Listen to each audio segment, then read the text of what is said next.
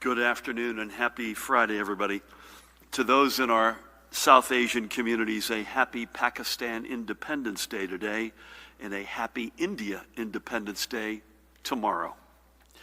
With me today is a woman to my right who needs no introduction, the Commissioner of the Department of Health, Judy Persicelli. To her right, another familiar face, the state's epidemiologist, Dr. Christina Tan. Great to have you both here. To my far left, another guy who needs no introduction, the Superintendent of the State Police, Colonel Pat Callahan. We have Jared Maples, the Director of the Office of Homeland Security and Preparedness. And with us today, we've got a couple of very special guests. To my left, we welcome back our extraordinary Secretary of State, Tahisha Wei. And with us in the audience is Interim Secretary of Higher Education, Diana Gonzalez. Great to have you both here. So, today we are announcing that the November 3rd general election will be held overwhelmingly through vote by mail. I will be signing an executive order later today to implement this decision. Additionally, our new online voter registration system will be up and running effective September 4th, giving new voters an added ability to ensure they get registered. All of us recognize the importance of this year's election. Ensuring that every voter has the ability to securely cast their ballot while protecting public health is our paramount concern. The recent primary election gave us the opportunity to see what worked and where we could make improvements to this kind of election. Here in New Jersey, we saw increased participation, the second highest state primary turnout in history, and that was behind a primary for the presidential election in 2008, which was still very competitive by the time it rolled into New Jersey. Results here and across our nation showed that making it easier to vote does not favor any one political party, but it does favor democracy. No voter should fear for the sanctity of their ballot. Every voter should have cast their vote knowing that safeguards and procedures are in place to make sure their voice is heard. Expanding access to the ballot box is something we have worked to do throughout our administration, ensuring not only that everyone gets a ballot, but that they have secure ways of returning that ballot. Those are central to our belief that our democracy is stronger when everyone has the opportunity to participate in it. This mattered before the pandemic. It mattered before the pandemic, and it has even greater urgency now. That is why our plan is built around a simple principle, making sure voting is safe for you and secure for democracy. It means every eligible voter should be able to vote, every vote should be safe, every vote should be secure, and every vote should count. That shouldn't be controversial. All active registered New Jersey voters will automatically receive a prepaid return postage vote-by-mail ballot from their county clerks, and all ballots will be mailed by Monday, October 5th. And as with the primary election, there will be no sample ballots. The mailing you receive from your county clerk will be the official ballot upon which you will cast your votes. This is more than a vote-by-mail election process, and I want to make that point clearly. Voters will have more safe options to make sure their voice is heard and their vote counted. In addition to mailing in his or her ballot, every voter will also have the option to either return their ballot through a secure drop box, and we are expanding the number of those drop boxes, or to hand it directly to a poll worker at a polling place on election day. We are providing these additional means not only to make it even easier for voters to return their ballots, but because the ongoing issues at the U.S. Postal Service requires us to provide them. The Postal Service and its necessary funding is being turned into a political football by those who simply don't believe in expanding ballot access. We will not let these political issues disenfranchise voters or suppress anyone's ability or right to vote. We will not stand for it, and we are doing all that we can to ensure these issues don't stand in the way of empowering citizens. All ballots being returned through the U.S. Postal Service must carry a postmark by November 3rd, which is Election Day, and be received by the county clerk no later than 8 p.m. 1 week later on Tuesday, November 10th. Ballots which lack postmarks due to postal error received by 8 p.m. Thursday, November 5th, so 48 hours later. Again, that's 48 hours after the in-person polls have closed. They will be considered valid. And yes, there will be in-person polls open. Each municipality will be required to open at least one in-person polling site, and all counties must ensure that at least 50% of their total polling places are open. Any voter who chooses to cast their vote in person will do so on a provisional ballot, and all individuals with disabilities will have access to an ADA-conforming voting machine. We will work closely with counties and supply the resources needed to ensure that they can open the required number of polling sites and that all ballots are counted accurately and on time. Additionally, on Election Day itself, all public schools will close to in-person instruction to facilitate use of the building as an in-person polling place. As part of this election, Secretary Way and her team will engage voters in a comprehensive education program to mitigate confusion and concerns and to ensure that every voter understands the role that they play in our democracy. Voting is one of our most sacred rights and civic responsibilities. The health and strength of our democracy and of our small d democratic values is something we are committed to ensuring. Unlike some other states, we will not look for ways to restrict the rights of voters to have their voices heard or to otherwise block access to the ballot. We are doing everything we can to ensure that every voter is heard. As much as we enjoy the time-honored traditions of joining our neighbors in a line to cast our ballots on Election Day, and that includes yours truly, and as much as we are energized by seeking packed polling places, we must recognize that this is not a regular election year. We've said that the school year is not going to be normal, and this is not a normal election year for many of the same reasons. We could say that in more ways than one, but it certainly matters in terms of how we go about ensuring a free and open election in the face of this ongoing pandemic. I will ask Tahisha in a few moments to speak more about this, and again, I thank her for her leadership and for being with us today, but I am confident that on November 3rd, New Jersey will show our nation that our democracy is stronger than ever before. Before we get, Judy, to the overnight numbers, we do have a couple of other announcements. First, the Office of the Secretary of Higher Education, represented today by Diana and her team, will start awarding the first $150 million in direct support to our colleges and universities to help offset the costs they have incurred since this emergency began and expect to incur, by the way, through the end of this December. And that includes things like purchasing cleaning and disinfecting supplies, modifying campus facilities, as well as costs related to transitioning to online learning. This support is coming through our share of the Federal CARES Act, Corona Relief Funds, or the CRF funds, and higher education officials will have access to an application process to document how they would use this support. As you recall, on Wednesday, I signed an executive order formally allowing our higher education community to return to in-person instruction while maintaining access to remote learning. I had a very productive conversation with our college and university presidents yesterday from both the public and private sectors. By the way, Zakiya Smith-Ellis is with us, our head of policy, former Secretary of Higher Education. She was on with me yesterday. I thought it was a very productive discussion, and it was a discussion largely relating to the many challenges that those presidents are facing as they confront the questions of how best to serve their campus communities. And again, I want to thank Diana for organizing that call.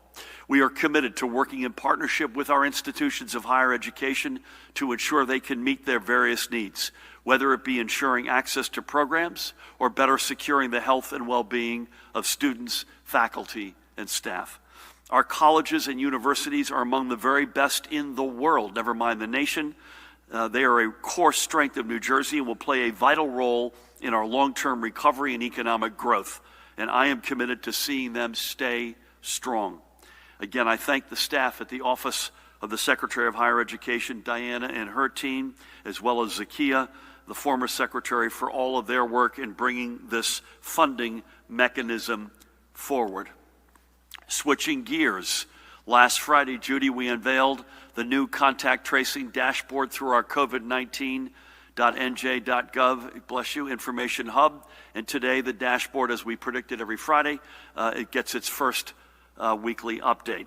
Over the past week, I am proud to note that we added 185 new contact tracers to our public health workforce, giving us an updated total of 1,529 tracers on the ground right now to help us fight the spread of this virus. All but 5 counties, by the way, have now crossed our first benchmark of having at least 15 contact tracers for every 100,000 residents, and statewide there are more than 17 contact tracers per 100,000 residents. As I noted last week, our eventual goal is to have 30 contact tracers in place for every 100,000 residents. And it remains, by the way, Judy, an eye chart, so this is one that's best seen online as opposed to in our slides. Of the new cases reported into the ComCare platform last week, more than half were followed up within the first 24 hours, a 10-point improvement from the prior week, and that's good. This means that as we add to the ranks of our community contact tracing corps, we're increasing our ability to attack this pandemic head on. However, we continue to see a significant number of New Jerseyans refusing to cooperate with our contact tracers. Nearly 20% of the contacts aren't answering the call, and nearly 50% of those who do answer the phone, refuse to provide information to our contact tracers. I got to reiterate what we've said, Judy, several times. We got to keep hitting on this point. It is incredibly important for everyone to take this seriously and to work with our contact tracers. Our contact tracers are not out on a witch hunt for any illegal activity like underage drinking, by the way, none of which we condone. Their sole task, however, is to stop the spread of this virus and to save lives, period. Please answer the call and work with and be honest with the contact tracer who calls you. And I know Judy will have more on the importance of everyone being part of our fight against COVID-19 in a few minutes, but we cannot stress that enough. With that, let's turn to our overnight numbers. Today, we are reporting an additional 585 positive test results, pushing our statewide total since March 4th to 187,164. By the way, our numbers generally look very good, and putting aside all the challenges we've had with our labs, with all due respect to those who think we can just flip a light switch and get back to everything as normal, we have had 3,281 positive tests come back in the past 7 days in the state of New Jersey. Again, most of the numbers are good, but there's no denying these are big numbers of positives. The daily positivity rate, a good number, is 1.63%. There's almost no state in the nation that can match that. The statewide rate of transmission remains under 1 at 0.92. That's another good data point. We want to drive that lower, but that is under 1. In our hospitals, as of last night's reporting, there were 278 known COVID-positive patients being treated, with an additional 236 persons under investigation awaiting test results. The total is 514. Of these, 91 were in the intensive care unit and 40 were requiring a ventilator. Today, with the heaviest of hearts, we report another 10 losses of life confirmed due to COVID-19 complication. This brings our statewide total of confirmed COVID-19 related fatalities to 14,064, with an additional 1,839 probable deaths. Judy, of the 10 newly confirmed deaths, as I do the math, 1 is from August 12th, 4 are from August 11th, and the remainder span from July 21 to August 8. And again, at the risk of mixing apples and oranges, but we want to make sure folks have the absolute up-to-date spot reality on fatalities. There were 4 deaths reported in our hospitals yesterday, which again are not confirmed, so they're not yet included in these totals that you're seeing on the slide from COVID-19 complications. As we do every day, let's recall a few more of the blessed New Jerseyans who we have lost. I want to begin in Wayne today, which was the home of Mary Louisi. She moved to Wayne 20 years ago after being raised in Paterson, and also making her home there with her beloved late husband, Will.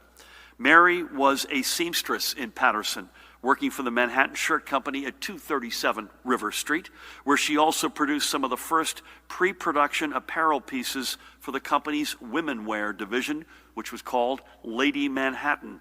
Sewing wasn't just her vocation. It was also a hobby she enjoyed throughout her life.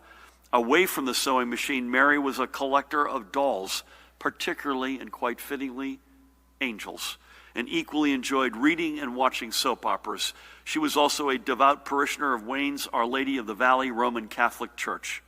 Most of all, Mary took joy in her family, especially taking on her siblings, Judy, pay attention to this, in a competitive game of Uno. Mary is now reunited with her beloved Will, who passed away in 1979. She leaves her son William and daughter Yolanda, and I had the great honor of speaking with Yolanda on Wednesday, and their spouses, along with her 5 grandchildren, Dana, Christopher, Jennifer, William, and Salvatore, and 5 great-grandchildren, Giovanna, Cristiano, Ava, Andrew, and Alex. She is also survived by her sisters Edith and Angel. May God bless you, Mary, and watch over you and your family. Next, we remember Beatrice, known by B. Fink, a longtime resident of Springfield and most recently of Fanwood. B. was 93 years old.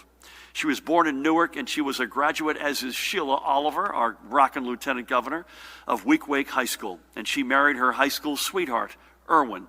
B. had a 50-year bookkeeping career starting at her father's dry cleaning business, Copperman and Sons, before moving on to respectively Bayer and Karnak Corporation. B. was a strong and affectionate woman, but she had 2 weaknesses in particular. Number 1, Hoboken's Frank Sinatra, and number 2, a good pastrami sandwich. She would also drop whatever she was doing for a game of mahjong. She and Irwin were longtime members of Temple Beth Am in Springfield, and B. volunteered for Meals on Wheels. B. lost Irwin 13 years ago and was also predeceased by her blessed daughter, Ellen.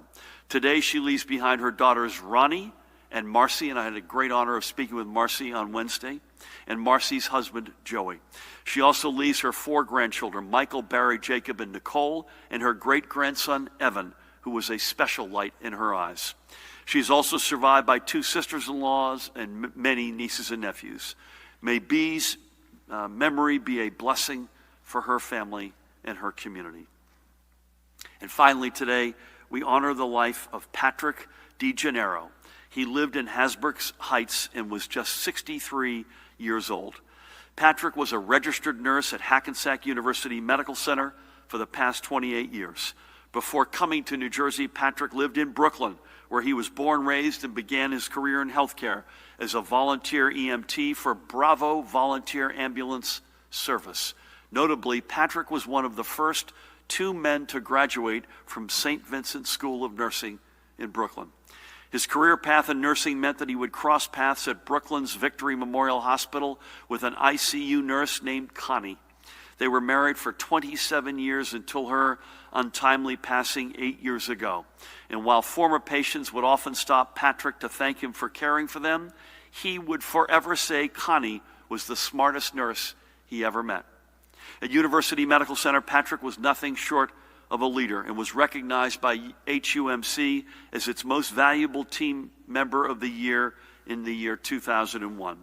Patrick was a man of strong Catholic faith and was a member of both the Monsignor Fitzpatrick Knights of Columbus Council 7041 in Hasbrouck Heights and the Bishop O'Connor Fourth Degree Assembly in Hackensack. And Pat, you may wonder, how did Patrick DeGennaro come by the Monsignor Fitzpatrick or the Bishop O'Connor? His daughter pointed out to me with great conviction that he was Irish on his mother's side. Patrick leaves behind that daughter, Caitlin, standing right behind him in that picture, as well as his sister, Diana, sitting to his right, and along with many nieces and nephews. And I had the great honor of speaking with Caitlin on Wednesday. In every respect, Patrick died a hero, a frontline healthcare hero, selflessly helping to fight the pandemic that would ultimately take his life. We thank him for his commitment and dedication to the people in his care, and God bless, and may God bless and watch over him. 3 more from among the 14,000 we have lost since March. May their stories, may their lives that they lived and the families they left behind inspire us to redouble our efforts, despite the fatigue and despite all else, to defeat this virus. We cannot stop with our social distancing. We cannot stop wearing our face coverings. We cannot be going to house parties or standing among maskless crowds outside a bar.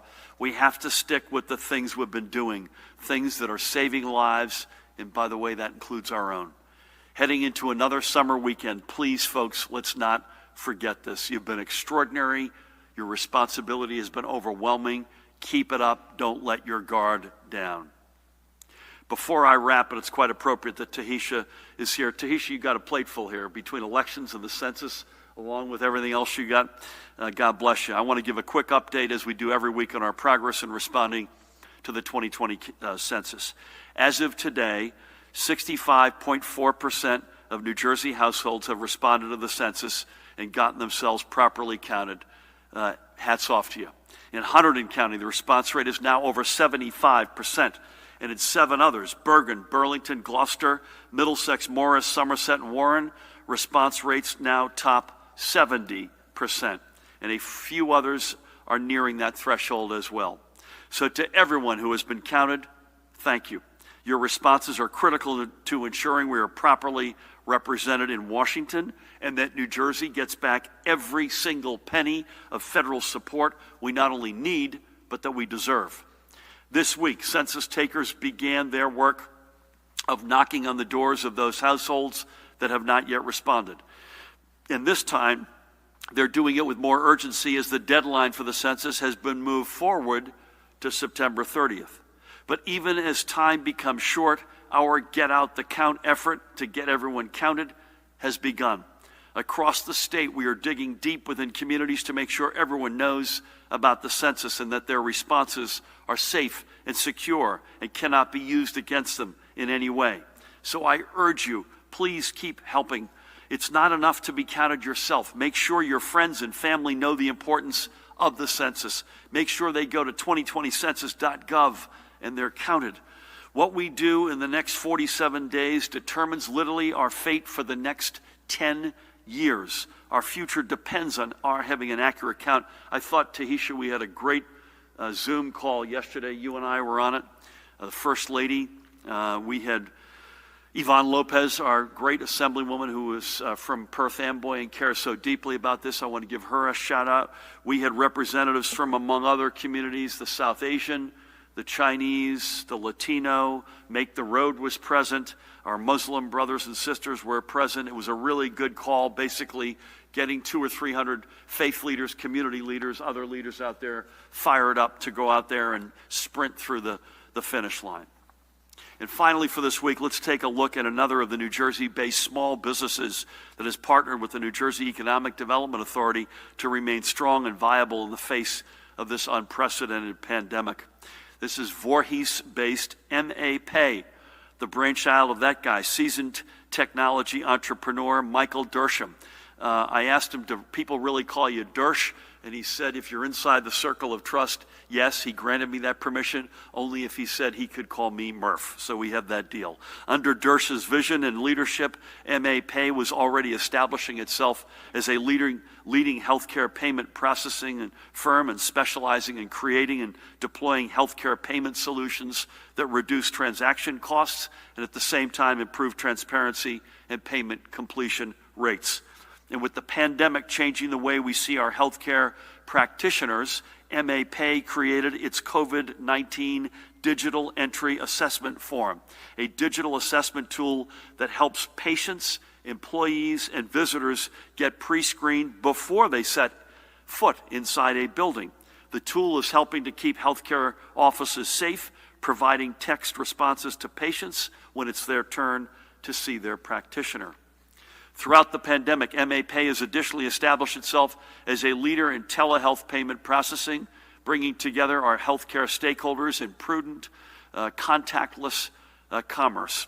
MA Pay qualified for the NJEDA's Entrepreneurial Support Program, which guaranteed 80% of the qualified loans made to the company by its existing equity holders. And with this funding, MA Pay has retained staff and built out additional technologies relevant to its work fighting the pandemic. So to you, Dersh, and your team, thank you for making New Jersey your home and for all you are doing to help us flatten the curve. And that goes, by the way, for everybody across New Jersey. Let's not give the coronavirus or COVID-19 another inch. Finally, completely unrelatedly, I want to end by adding my voice to those of Holocaust survivors, each and every one of those survivors and their families, but especially my dear friend Roman Kent and his family, calling on Facebook to remove Holocaust deniers from its platforms. Hate and misinformation have no place in civil society and should have no home on Facebook or anywhere else. The numbers of those who witnessed the Holocaust and by the grace of God survived are dwindling. We must heed their stories and experiences, or we risk them being repeated. Never again. Facebook, step up and do the right thing. With that said, please help me welcome a leader in so many respects, the Secretary of State for the great state of New Jersey, the one and only Tahisha Way. Thank you, Governor, especially for your leadership. I am proud to work with you, Commissioner Persicelli, and of course, Colonel Callahan every day, especially throughout this public health crisis. I want to first begin by recognizing our county and local election officials, the county and municipal clerks, county boards of elections, county superintendents, and their respective staffs. They are truly the front lines of our democracy. Their incredible work ethic, the sheer time and energy they have put into ensuring their fellow citizens can and will vote despite a pandemic deserves our sincere thanks. Now, I won't sugarcoat it. This primary was not easy. We had just 6 weeks to get everything in place for the July 7th election, an election that didn't look like any other New Jersey race before. When the 5 states that run their elections exclusively using vote by mail transitioned to this kind of election system, they did so over years. But of course, we did not have that kind of time. Still, Democratic and Republican voters got their party's vote by mail ballots. Unaffiliated voters received a vote by mail application. My Department of State funded 5 secure ballot drop boxes per county to allow for ballot return by means other than the United States Postal Service. On a regular election day, New Jersey has about 3,400 polling locations open. In the last decade, we've seen more and more people choose to vote by mail, and more than 600,000 New Jersey voters vote that way in every election. But out of a population of more than 6 million voters, most people before the pandemic were voting in person on Election Day. For this primary, we had about 1,600 polling locations open, at least one in each town. An estimated 1.5 million voters cast their ballots. In-person voting was limited to those voters needing accessible voting devices and voters casting a provisional ballot. There were a few hiccups. Still, we view the July primary a success because we kept voting safe, secure, and accessible for New Jersey voters. Polling locations didn't experience any long lines. We had a record turnout. So what do we know and need to know for November? As our governor has said, all active voters will receive a vote-by-mail ballot. We'll have more secure ballot drop boxes to return your ballot safely without using the mail. We'll be providing PPE to election workers, and a significant number of polling locations will be available on Election Day for voters with disabilities, needing to use the accessible voting devices, and for those, again, who need to vote provisionally. And just as with the primary, we have procedures in place to assist voters if their vote by mail ballot return envelope has a signature missing or does not match what we have on file.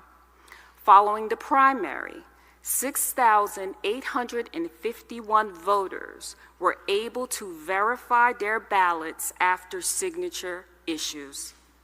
We are also working closely with every level of government, with our colleagues in law enforcement and emergency response, with voting rights organizations, community advocates, to ensure that November's elections are free, fair, and safe. At the same time, we're also counting on voters. We need you to be prepared and be actively engaged during this election cycle. That means using the Am I Registered function on our website, elections.nj.gov, to check and make sure your registration is up to date and active. If it isn't, and you check now, you have plenty of time to update it and make sure it is current. Now, expect everything to take time, but stay on top of where your ballot is.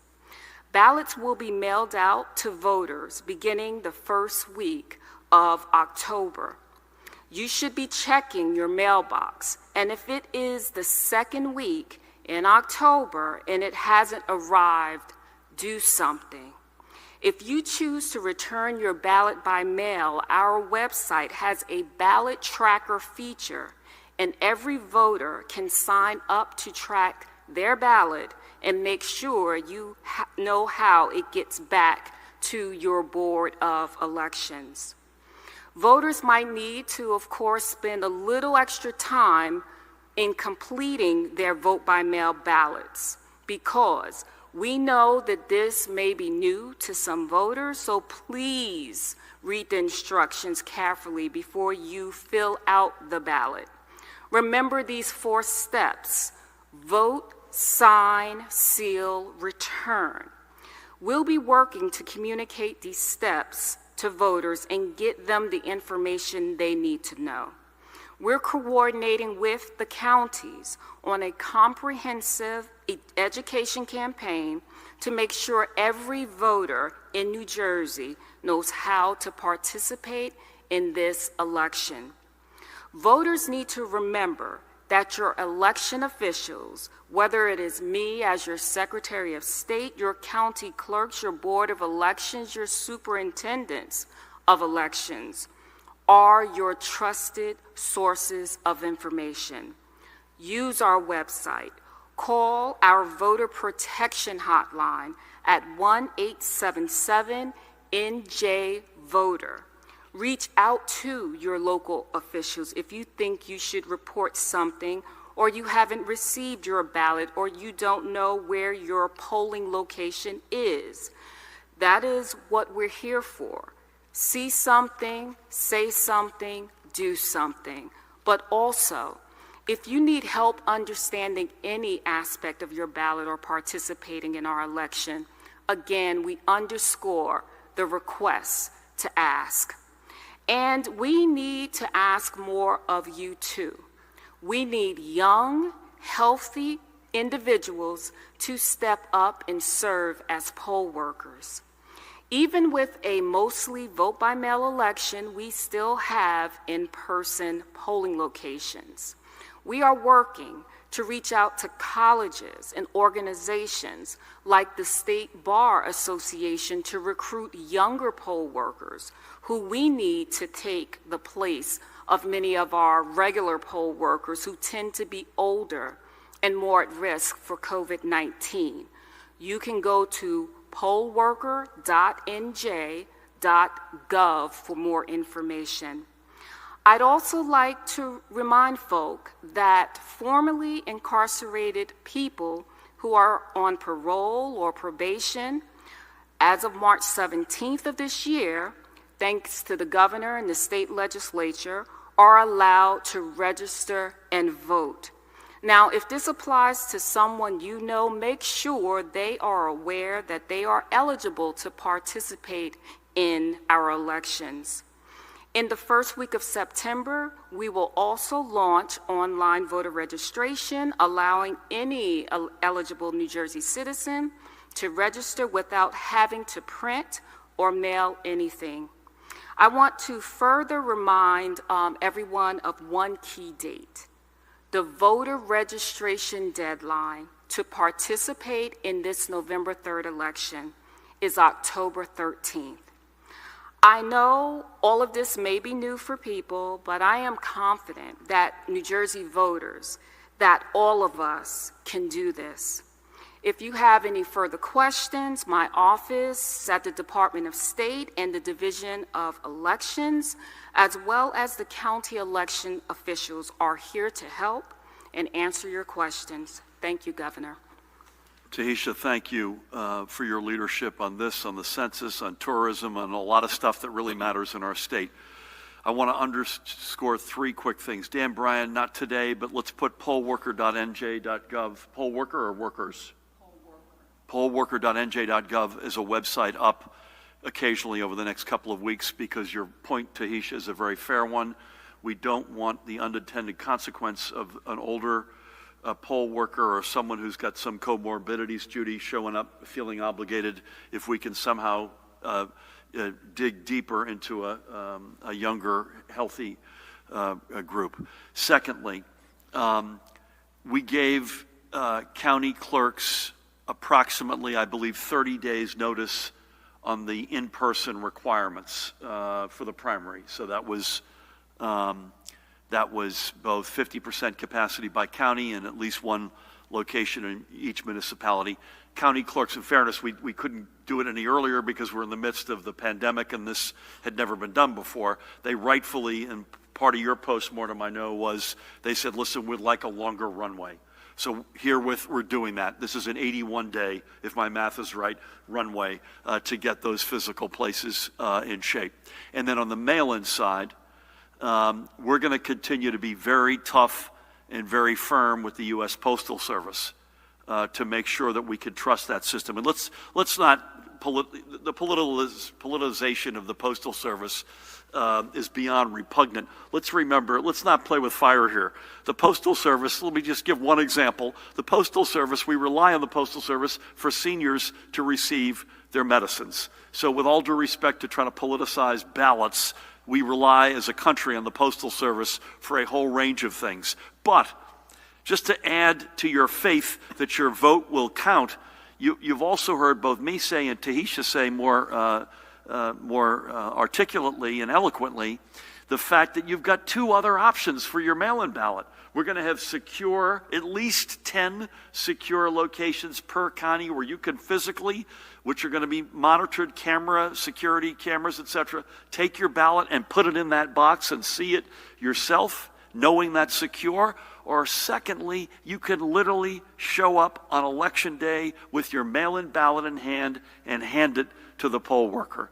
So not only on the mail-in side are we going to continue to be really tough on the Postal Service and hope that we get that same sort of support nationally, but we've given you two explicit ways to get your mail-in ballot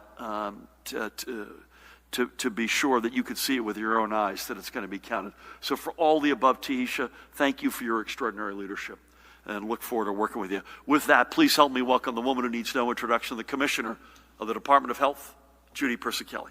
Thank you, Governor, and good afternoon. As the Governor covered, we are making progress in building our army of contact tracers in our state. However, we still have too many residents not providing key information to reach their contacts and control the spread of COVID-19. That means that many individuals, the contacts, are not aware that they've been exposed to COVID-19. These individuals could be your family, your friends, and your coworkers who unknowingly are contributing to the spread of the virus. This puts residents at risk, especially those who are most vulnerable, older adults, and those with chronic conditions such as diabetes, heart disease, cancer, and lung disease. To help residents understand the importance of contact tracing and testing, last week we launched our public awareness campaign, For Each Other, For Us All. This campaign is a multi-channel communications effort reaching vulnerable and high-risk audiences across the state with a heightened focus on communities of color which have been disproportionately impacted by the pandemic. Advertising is targeted to reach populations most at risk. Ads will also run in multicultural communities such as the cities of Newark, Patterson, Elizabeth, Camden, Atlantic City, and Trenton. As the campaign progresses, we hope the message for residents, for each other, for us all, answer the call, will further resonate, and we will see an increase in residents sharing their contacts with tracers so we can contain the virus. Although the campaign has been running for a short time, we are already seeing positive results. More than 770,000 individuals have shared or liked the campaign ads on Facebook.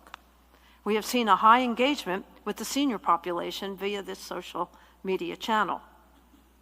Video advertising on Univision has engaged residents, with nearly all of them watching the majority of the video. The COVID-19 Information Hub has seen nearly 35,000 page views since the launch, and 95% of the users visited the site for the first time. After going to the Test and Trace page, most users have been clicking on the testing information page. More than 100 TV ads and nearly 600 radio ads have run so far. Billboards and New Jersey Transit advertising are up in key urban centers in Newark, Elizabeth, Camden, Patterson, Atlantic City, and Trenton. We will continue to expand the reach of our campaign in the weeks to come. Moving on to my daily report, as the governor shared, our hospitals reported 514 hospitalizations of COVID-19 positive patients and persons under investigation. There are 91 individuals in critical care, of which 43% of those patients are on ventilators.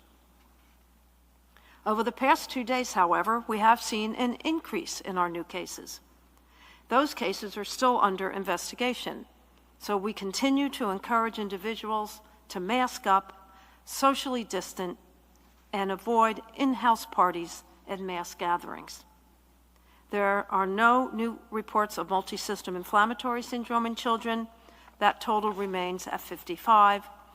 The children affected have either tested positive for COVID-19 or have had antibody tests that were positive to COVID-19. The ages range from 1 to 18, and none of those children are currently hospitalized. The breakdown by race and ethnicity is white 14%, black 35%, disproportionately Hispanic at 41%, Asian 6%, and other 4%. The governor reviewed the new cases and deaths. In terms of deaths, the breakdown by race and ethnicity is as follows: white 54.1, black 18.4, Hispanic 20.2, Asian 5.5, and other 1.8. As reported, of the 10 deaths today that we are reporting today, 2 occurred in July and 8 occurred in August. At the state veterans' homes, the numbers remain the same as they do at the psychiatric hospitals. The percent positivity as of August 10th in New Jersey is 1.63%. The northern part of the state is reporting 1.45%, the central part of the state 1.29%, and the southern part of the state 2.55%. That concludes my report. Stay connected, stay safe and healthy, get tested, mask up, and for each other and for us all, please answer the call. Thank you. Judy, well done as always. Thank you for that. And again, as we've said now scores, if not hundreds of times, COVID-19 did not create the awful inequities, but it has laid them bare, whether it's the inflammatory syndrome, those who are sick, those who have died, particularly and especially across racial lines. Thank you for everything, as always. Pat, a couple of things. I know we got I don't think they're bearing down in New Jersey. In addition to compliance, bless you, we got a couple of storms in the Atlantic. Would love to get your take on that. Joe Fiordaliso sent us a note, tragically, that a contractor working on utility work was hit by a tree in Morristown and lost his life. And it's just a point to reiterate, if it took a long time for you to get your electric service back on and you're upset about that, we don't blame you for that, trust me. But boy, as I always say, and I know Pat, you and Joe join me in this, when we say to these providers and we press them so hard, the words we almost invariably always end the conversation or the text with is soon, meaning get your power back on, and safe. And this was a contractor who apparently lost his life, so keep him and his family in your prayers. And Pat, with that, over to you. Thank you, Governor. Good afternoon. Over the past 2 days, there are no executive order compliance issues to report. And to your point about the weather, OEM is monitoring 2 systems currently. The one is Tropical Storm Josephine, as well as another system that's forming down by Cape Hatteras, North Carolina, that has not been named yet. But if it is named, I've been advised that it'll be Kyle, and if it is named, it'll be the earliest named K storm in the history of naming hurricanes. So just to speak to, Josephine was the earliest named J, and as predicted, we think this is going to be a very active hurricane system for the next few months. So our State Emergency Operations Center is monitoring that closely. Thanks, Governor. Pat, thank you for that. We'll start over here, Matt, but before we get into questions, a couple of things I want to hit briefly. We'll be with you virtually tomorrow and Sunday unless you hear otherwise. Monday, we're going to be a little bit later. I think we're going to be at 3 o'clock on Monday, 3 o'clock in person here, so forgive us for that and thank you for your patience. I think I alluded to this on Wednesday, had a very good conversation with the CEO of Moderna, which is one of the big vaccine players right now alongside Pfizer and then the combination of AstraZeneca and Oxford University. This is not the first time we've engaged with them, just to get an update. Separately, I know Judy and George Helmy were on this morning with your teams with the White House on testing with our never-ending efforts to reduce the turnaround time, and God willing that we'll see some progress out of that. Had a very good, the three of us yesterday, Senate President Steve Sweeney, Speaker Craig Coughlin, and I, covering a whole range of topics, including preliminary discussions on the budget. And they're so preliminary, I don't have much to add, other than please, out there, if you're listening, we still need federal cash direct to the states and locals. And then lastly, Pat, we alluded to this earlier, I think on Monday, and I just want to fire this warning shot again. We will be unsparing and merciless if you're having an indoor house party. And that will be enforced to the very best and fullest of our abilities. We will not have any patience with bars or attendees at bars who are gathering in close contact and there's no protocol to stand in line to get in, or once they're in, especially without face coverings.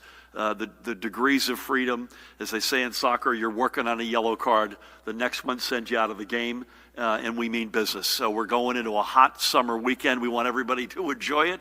Just wear your darn face covering. Stay away from each other. Celebrate outdoors, but do it responsibly, folks. Again, we cannot, as I said, Judy, you mentioned this, 585 today. 699 yesterday, 3,281 positive, 281 positive cases in the past 7 days. That's the math. Again, our numbers in many respects are a heck of a lot better than they used to be, but we are not in the end zone. With that, Mike, good afternoon. Can you all be fairly crisp today, just because we got a lot of you here? Nice to see you. Good afternoon, Governor. Nice to see you. Thanks.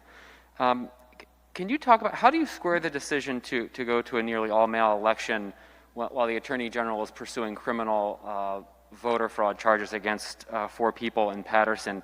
Did the fact of the criminal investigation give you any pause about going this route? And how do you allay voters' fears? You talked a little bit about it, but how do you allay voters' fears that maybe their vote won't count, or they'll show up to the poll place and they won't be able to vote the way they traditionally will? On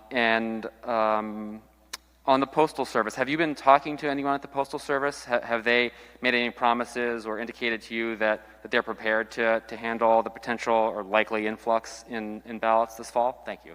Thanks, Mike.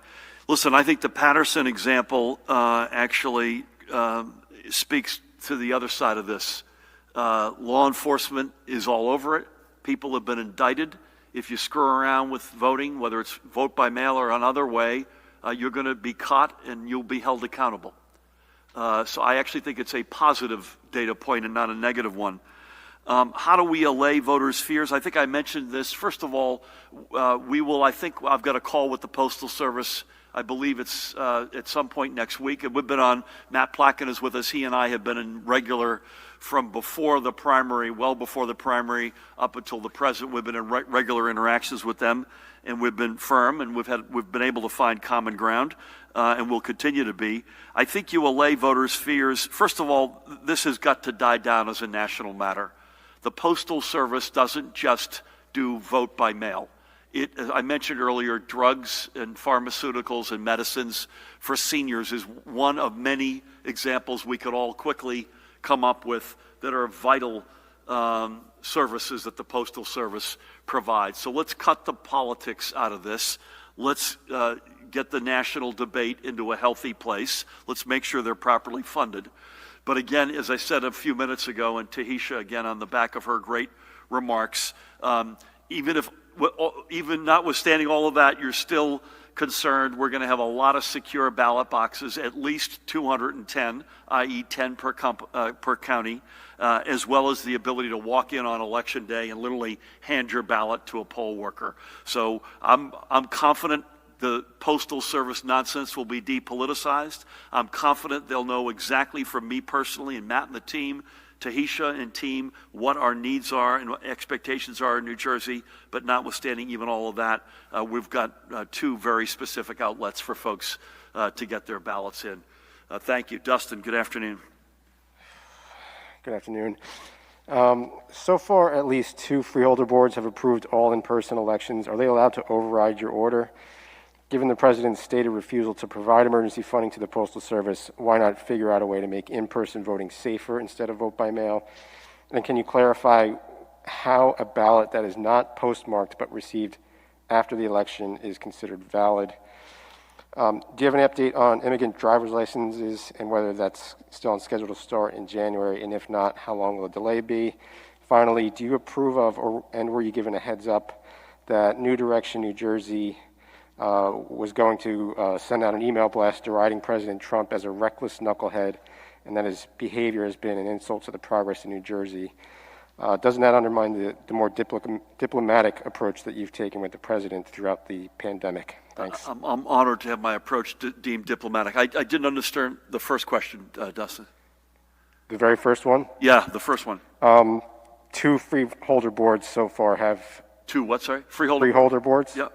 Have approved all in-person elections. Are they allowed to override your order, essentially?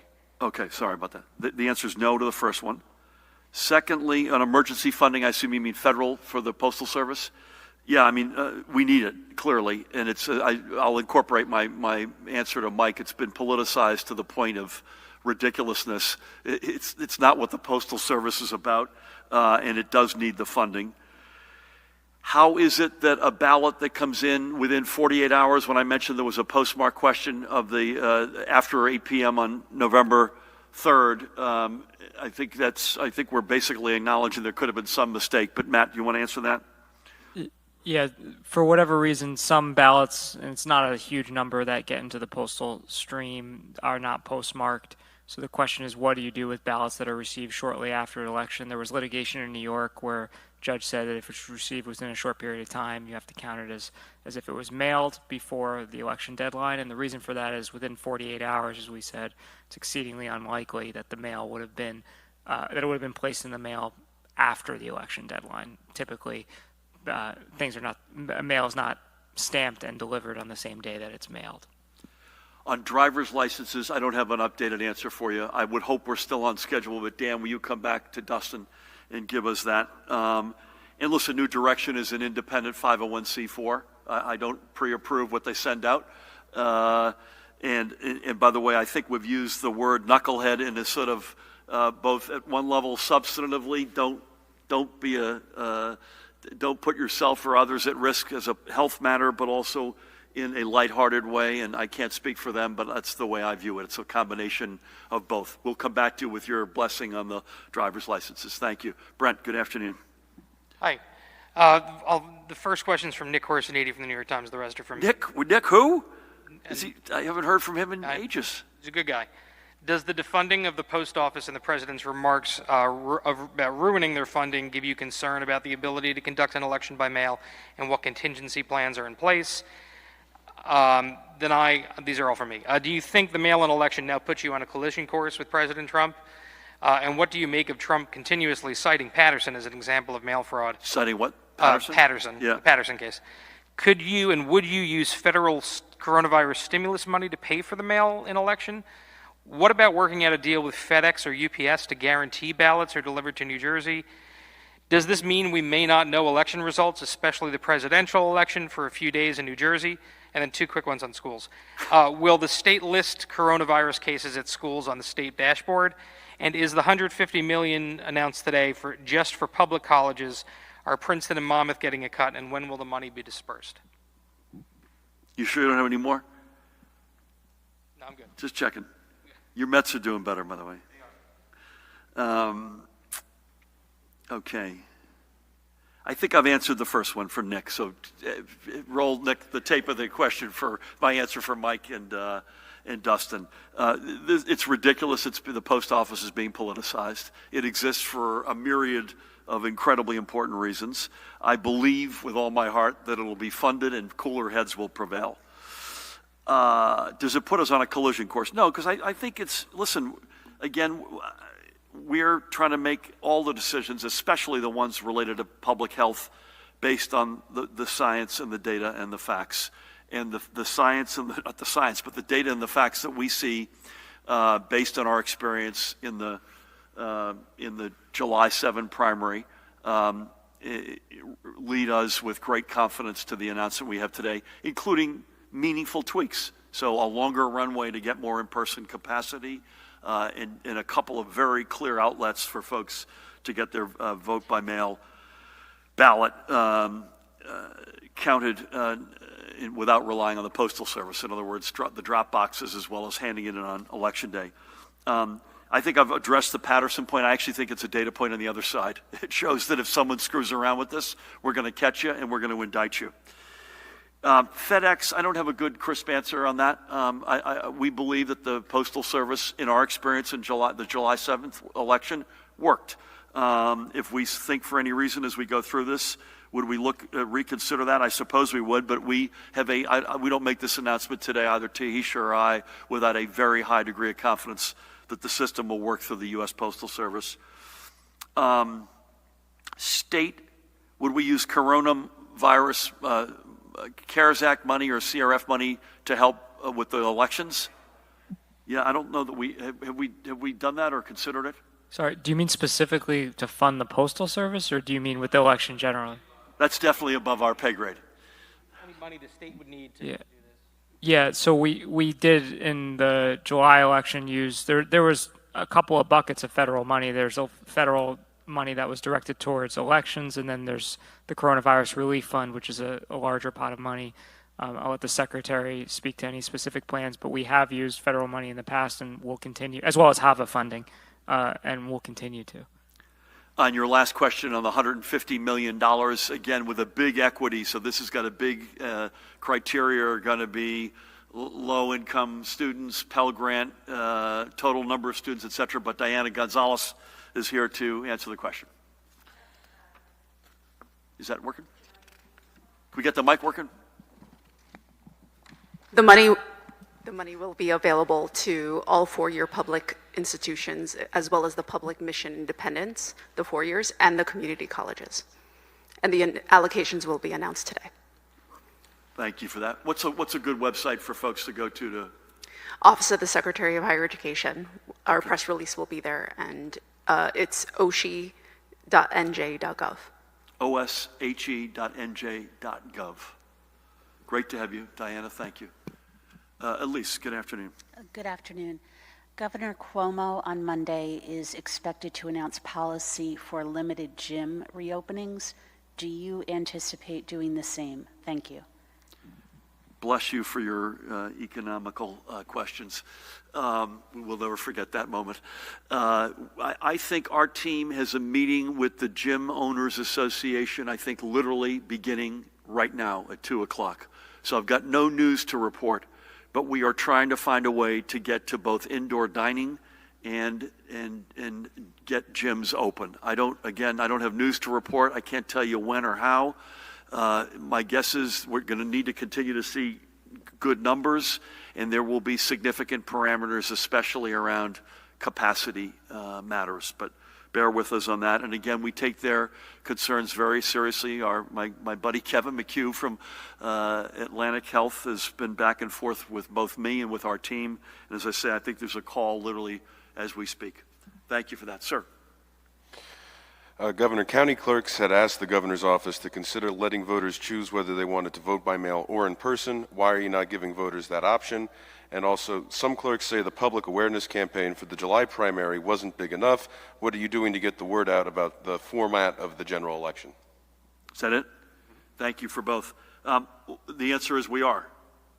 So you're going to get a ballot, and you can either put it in the mail, drop it in a secure box, hand it to a poll worker on election day, or do none of that, show up and vote in person. So the answer is we are.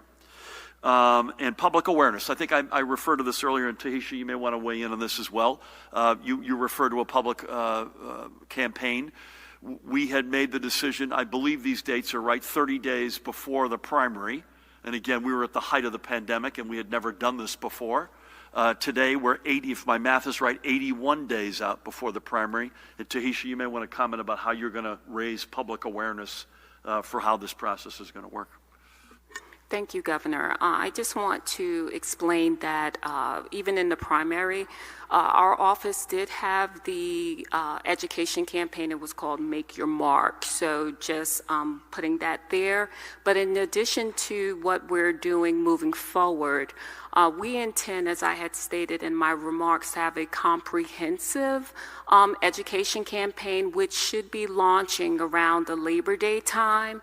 And of course, what we want to do is similar to, and I thank you for mentioning the Census, Governor, replicate that model of a campaign in which we are coordinating all of the requisite election changes and deadlines and understanding voter engagement and information so that our voters will push that out on the local level.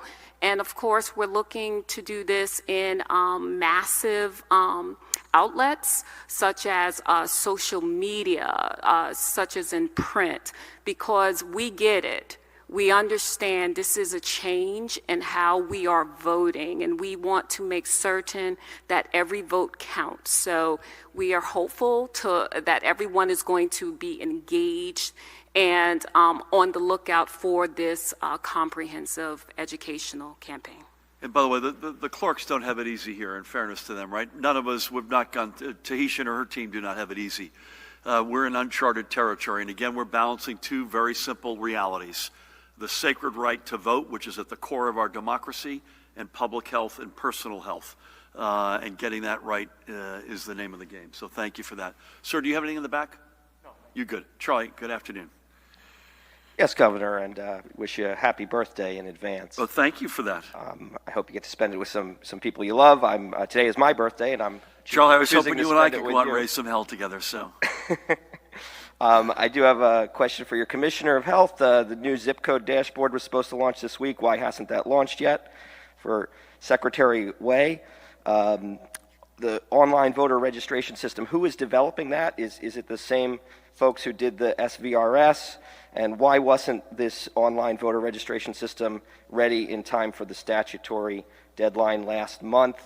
For you, Governor, the Rutgers budget's been devastated and lots of layoffs of folks, but the football coach has got a $4 million contract. You supported him being brought on. What should happen to him? Should he be furloughed, laid off, or take a pay cut?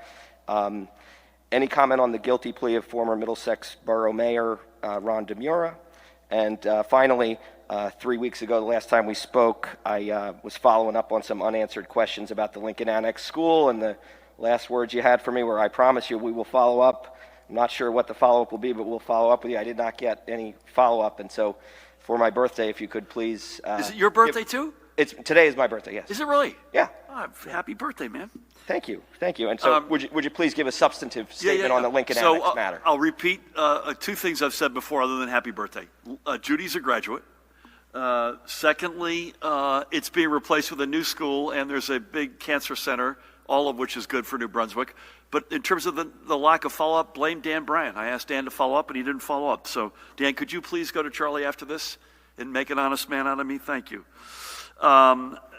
Listen, Rutgers, I've said this from the moment there was a discussion around the coach being hired, and it's a huge deal in my humble opinion for Rutgers and for New Jersey that he's here. It's not one or the other. You know, this is one of America's biggest public universities and biggest research universities, and we should be able to find a way to balance both its endeavors as a big research university and teaching university, as well as a university that has extracurricular sports and other activities and competes in the Big Ten. And Coach Schiano, we're thrilled to have him here. I have no comment on the mayor's situation. Not surprisingly, I've read about it in the papers, but I've got no specifics. So, Judy, the zip code dashboard feature, and Tahisha, the online voting registration. Do you want to jump in? Can you hit your? There you go. There are some technical glitches, but the zip code dashboard is being worked on as we speak. So hopefully, I hope by the end of the day we can finalize that. Maybe we'll give an update on Monday when we're here. Yeah, Does that sure. make sense? Happy birthday. And happy birthday, Tahisha. Thank you, Governor. Yes, it's the same vendor for OVR. I want to also say we made the request to extend as a result of the COVID situation, and we want to ensure that we get it right, and we want to ensure there's integrity and security. So, of course, we're working with Director Maple's team to roll this out in an efficient and a secure manner. Thanks for the question. Yeah, I mean, Jared had to step out, but the security around this, not just the voter registration, but the entire process is something, I'm glad you raised it. I'd be remiss if we didn't. We got to make sure that every vote counts and that it is as secure as humanly possible. So thank you for that, and happy birthday. Nikita, good afternoon. Good afternoon. You'll be happy to hear it is not my birthday. Okay. I do have Charlie, you can still invite him if you'd like. Can you get that closer, Matt? Do you mind? I do have a few questions, though. Will there be any early counting of mail-in ballots? Is early voting still on the table for November? Do you think there's any way to get that done in time? Are cure letters going to be used? And then for the secretary, how much confidence do you have in No Ink's ability to fix technical problems with the SVRS before ballots are mailed out in October? And I think that's it. I'm going to comment on early voting and ask Matt Plotkin to answer either cure letters or early counting. We actually had an early voting conversation among our team this morning. I continue to be a huge proponent. I'm not sure, and I think the Senate President, I don't want to put words in your mouth, the Senate President and the Speaker are as well. But I've been told that it's somehow gotten gummed up a little bit. I don't have any insight as to why. I don't know. I can't sit here and say on August 14th that I know whether or not it could still be ungummed in time. Boy, I want it, but I can't give you a crisp answer as to the status of the legislative process. And if we get one, Dan, we'll get back to Nikita. Matt, could you hit early counting and the cure letter question? The executive order does not allow for early counting, and the cure process is discussed in the order. We're still working out, but obviously we implemented one for July largely worked, and we're working to refine that, working with advocates in the legislature. Thank you for that. And Tahisha, you had one that went your way, the confidence. Thank you, Governor, and thank you, Nikita, for asking the question, because I think that throughout the primary cycle, there was a bit of, and I say this respectfully, misinformation on how various issues were reported in terms of the SVRS system. Now, the distinction between the primary and, of course, the general, those issues really would not even affect the November 3rd elections, and we have on a regular basis, we've partnered now with our OIT to address any and all issues that would potentially occur. So I am confident in our system for the November general. And I would just add to that, we would not be making this announcement. And again, I give Tahisha and her Board of Elections team and the whole crowd at Secretary of State's team. We have really kicked the tires on this. Does it mean that we've got all the answers? No, but we feel really good about, given the moment in time we find ourselves, getting the balance right. We think this does it between the sacred right to vote and public health and personal health on the other hand. So I'm going to, with that, cover up here. Again, we will be with you virtually tomorrow and Sunday, unless you hear otherwise. Monday will be at 3 p.m. The Democratic National Convention is next week, and so we're going to have a lot of media around that, a lot of events, overwhelmingly virtual events, but stay tuned for some of that will be coming at us. Judy, to you and Tina, thank you as always for your leadership and for being here. Pat, Matt Placken, Jared, Dan, the rest of the team who are here every day. Tahisha, a real treat to have you here. And again, you wear many important hats for this state. Census we discussed, voting we discussed. I can't think of two more important ones, so thank you for your leadership. Diana Gonzalez, honored to have you here, and thank you for your stepping in as an interim leader of the Office of Higher Education. Stepping into the shoes of our head of policy, Dr. Zakiya Smith-Ellis, who's with us today. To everybody out there, thank you. Please keep it up. Remember, we're watching, particularly through the eyes, Pat, of law enforcement. We're watching really closely, folks. We can't let our hair down. It's a hot summer weekend. It's the exact time we want to be at our shore, at our lakes, enjoying ourselves outdoors, doing the right thing with face covering, social distance, enjoying yourselves. We're not trying to be killjoys. None of us, this is not something you don't put a face covering on with, say, gosh, I can't wait to get my face covering on. No one is saying that, including us, including yours truly. But you folks have been extraordinary. Please keep up the great work. And with that, we will get through this together, stronger than ever before as one New Jersey family. Thank you all.